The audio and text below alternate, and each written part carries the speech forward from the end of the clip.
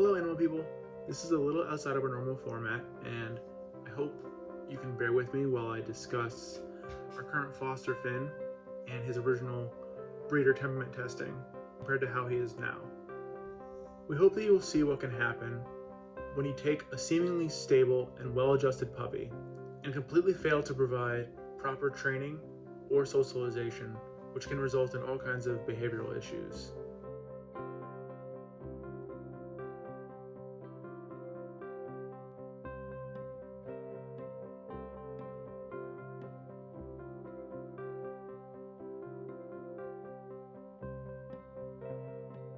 In Finn's case, we will have to take extra time to retrain him and break some of the bad habits he's developed because of this lack of proper training.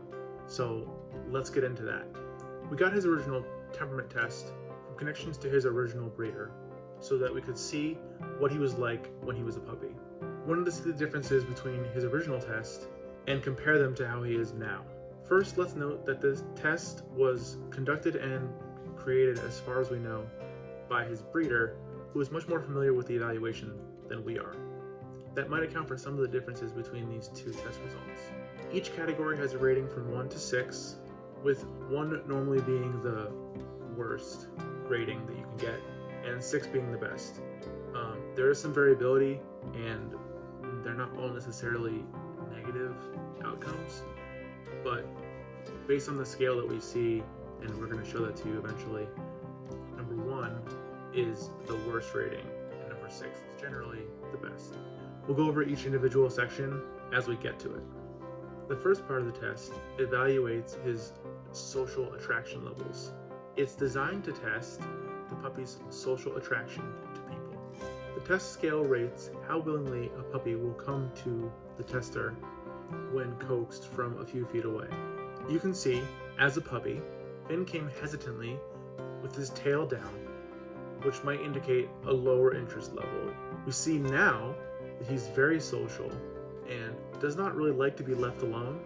This is something that you won't necessarily see in the test footage, but it's something that we have noticed he really likes, if not being directly with a person, being nearby.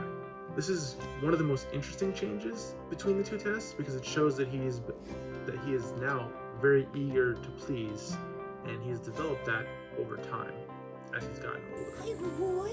Are you a good boy? Are you a good boy? Are you a good boy? Are you a good boy? Are you a good boy? Good boy. Good boy. Are you a good boy? Are you a good boy? Alright. Next, the test evaluates how willing a dog is to follow a human. As a puppy, Finn was extremely captivated by his environment. He did not follow the tester as a puppy, but he regularly follows us when we call him. You can see he follows readily during his recent test. Both of these things combined make us think that Finn does want human attention. We actually wonder if he was somewhat deprived of attention in his previous home to have developed such an extreme shift in his personality, according to his previous test. Whatever the case, Finn is extremely friendly, which is somewhat sad because of the circumstances of his abandonment. You can check out his first video in the links below or above this video if you need to catch up on how he was when we first met him. The next sections are where we saw some of the most negatively dramatic changes in his personality. The next section is designed to test the puppy's willingness to submit to social or physical dominance. That test is performed by rolling a puppy on their side and holding them for 30 seconds. As a puppy, Finn settled into a submissive position and struggled for a bit at the end. Generally, this is a good reaction for dogs and signifies that while they might be uncomfortable, they will allow for most grooming or veterinary care with little struggle. Currently, Finn will not permit any attempt to put him into a submissive position. You can see how much he struggles with us anytime we get near his feet or try to roll him over. He has attempted to bite us before, which is why he's muzzled in this video. If anything, he would probably be rated a 1 now because he struggles so fiercely and would bite if not allowed to escape. The only way we could see this change in his personality being possible would be if he was forced into submissive positions without trying to create a positive environment and make it a positive experience for him during grooming or veterinary care previously.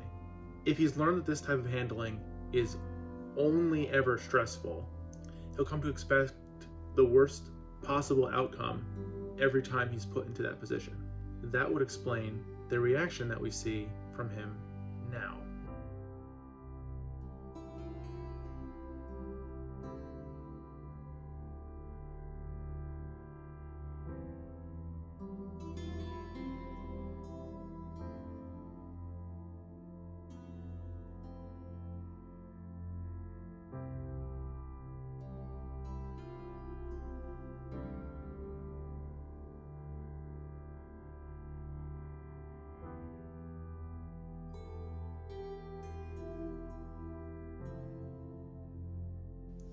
His social dominance test went about the same for us as it did for his breeder.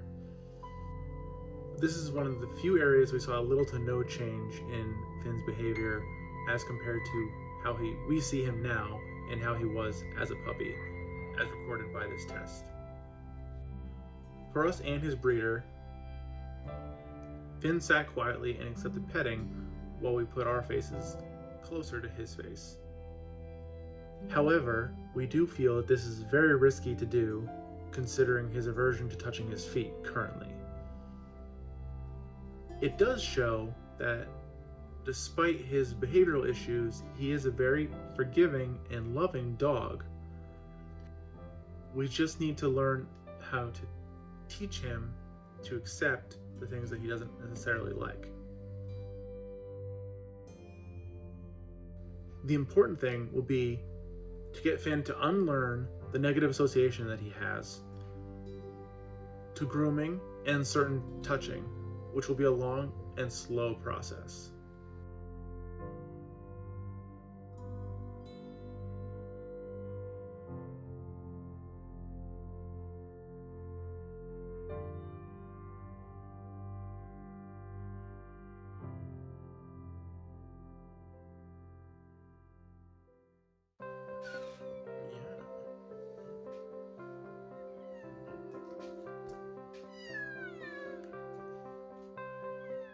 The perfect timing for the next section, Puff wants to demonstrate elevation dominance, right, Puff? It's essentially this, but with a dog. Finn's original elevation dominance test shows that his base personality is still there despite the fear that he's developed over time. He's still very relaxed when you pick him up. And remember, at this point, we'd only known Finn for a few weeks, so we think this is really good that he's able to allow us to do this with him.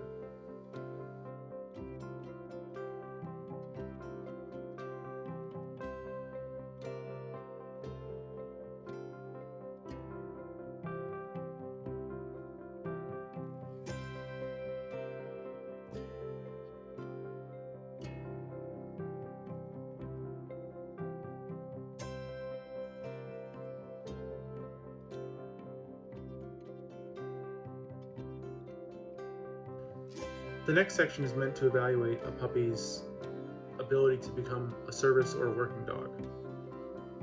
According to the notes in the test, there's a high correlation between a puppy's willingness to retrieve and the puppy's ability to successfully become a working dog or a service dog.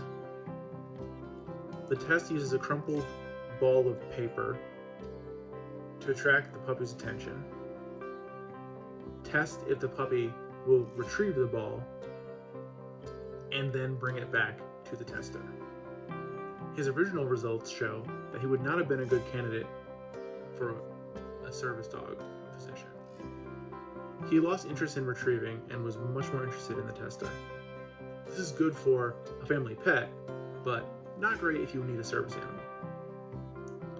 His current test demonstrates that he's much more eager to please, but he's still not capable enough to complete a service dog or a working dog training. One thing we would note here is that he's very food motivated, so he would not be impossible to teach new things, but he does not have the required self-discipline he would need to be able to become a service dog or a working dog of any kind. We know that he is willing to learn because he was picking up on the stay command and has since started to learn the stay command from us, despite, to our knowledge, not really ever practicing it in his former home. All of this further demonstrates that he had everything he needed to be a well-adjusted dog in his former home, if only his owners had made a better effort to properly train him.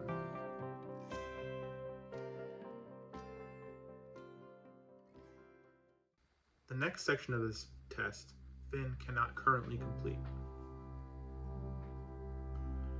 The test demands that you press on the webbing, like here, between the puppy's toes,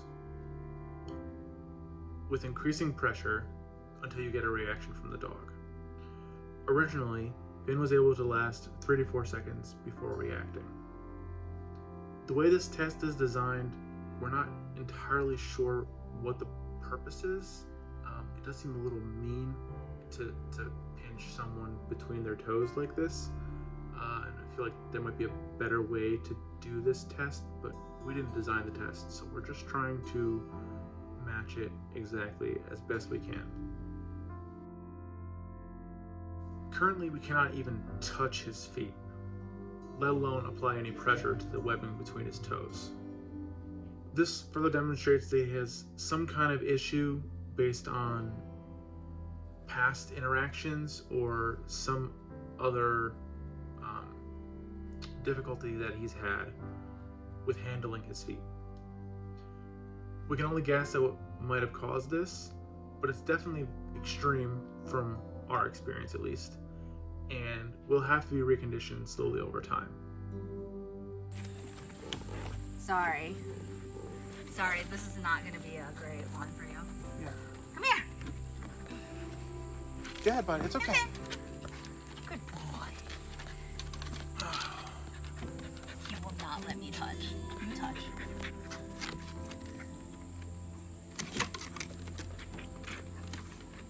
I can't film it when he's this close. Here, give me. Come here. It's okay.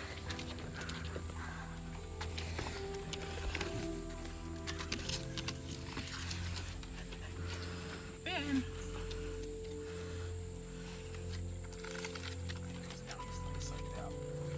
Yeah, because he doesn't like his feet touched. Come here. Sit. Good boy. You good? Mm-hmm.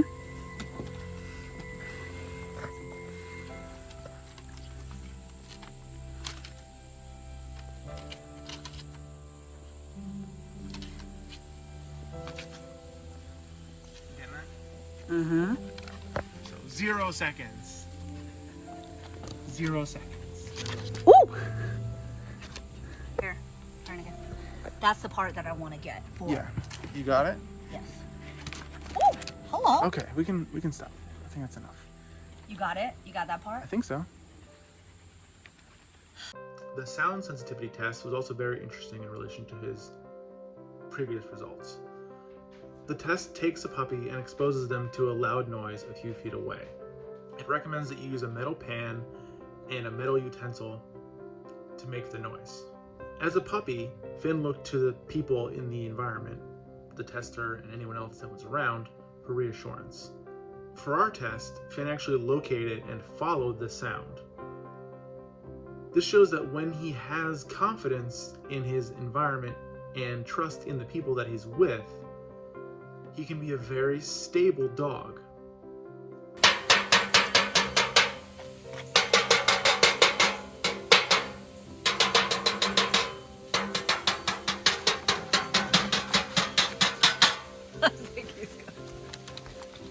The section of the test that checks his chase instinct, which might be to evaluate his ability to herd or perform other work like that. It's very similar to his puppy results. There's not too much we can say to add on to that. For some corgis, it does depend on the thing that they are chasing. For example, Nagi has done sheep herding, but he does not like the toy that we use in this test. But Toffee really loves this toy. She loves lures and anything like that. So it really does depend on the dog. This might just not be the right thing that Finn likes.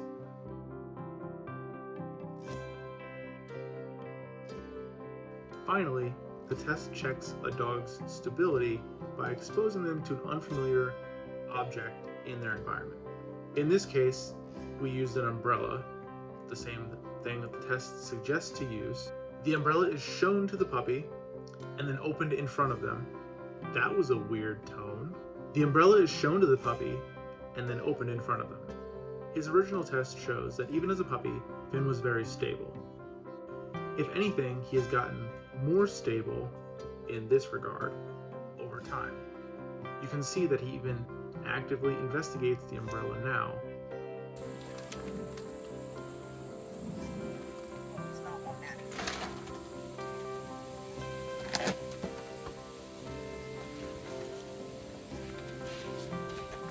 He's over it. No, he wanted to go check it out some more. Oh, hi. Hi, you like it? You like it?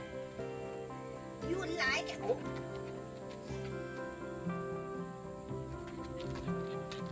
Good job, bud. Good job. Good job. Good? Yeah, we're good.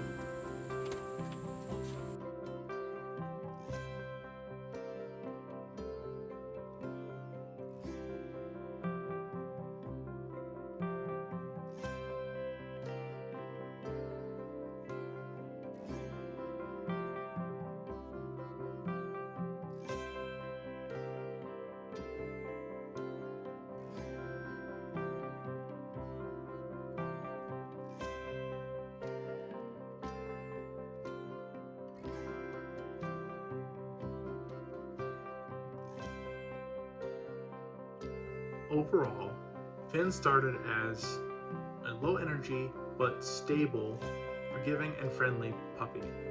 Unfortunately, due to his former owners not taking the time to properly train him, not wanting him at all in the case of the former father of this family, and not helping to build up his tolerance to being handled, Finn has developed some serious issues that we will need to try and help resolve.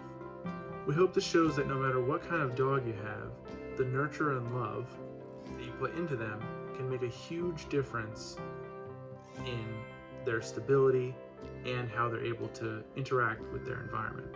If you fail to properly nurture your dog, you run the risk of having them develop aggressive tendencies like Finn shows. While a dog's natural temperament and personality can be a good gauge to evaluate how they might be as they grow up, they still need love, attention, and patience to grow into the dog that you want them to be.